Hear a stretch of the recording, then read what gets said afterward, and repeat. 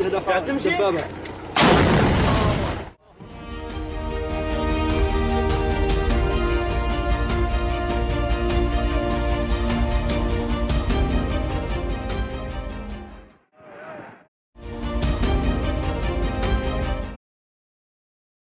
2 years ago, federal agents arrested a man in Nevada suspected of posting images depicting the sexual abuse of a 7-year-old girl.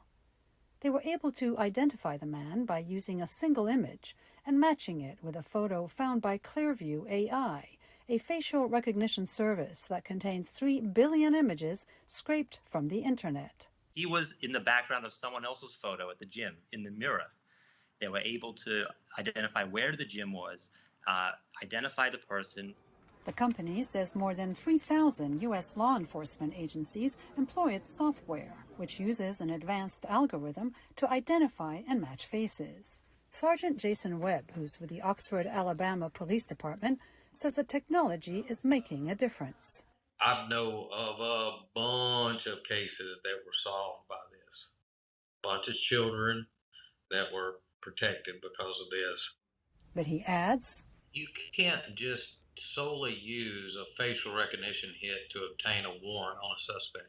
What I would do is able to focus my investigation and then check and use our other tools that we have. And if that's him, we're going to be able to prove that. The software has also helped law enforcement identify suspects that stormed the U.S. Capitol in January, the company says.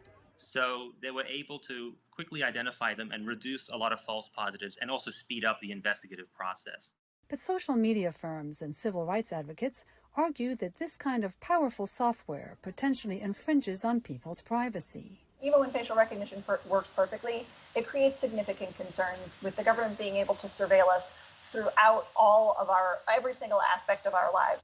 The ACLU and other civil rights groups are also concerned about the implications of this kind of technology in the hands of repressive governments. Because the implications are terrifying, especially what is going on in China, where it is trying to track citizens across every single aspect of their lives.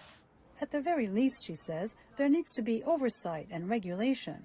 Until then, she advocates for a total ban on law enforcement's use of facial recognition technology. Clearview's Ton Tat says his software includes guidelines. There's always a pop-up educating the customer saying you cannot use this as a sole source for an arrest. And says they have limited their customer base to mostly government and law enforcement in the U.S. for now. As the debate over the use of facial recognition technology continues, some in law enforcement hope the technology is here to stay.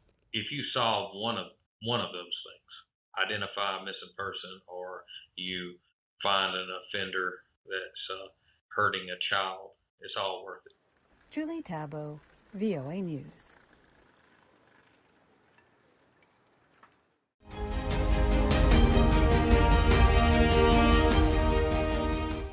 استهداف دبابة.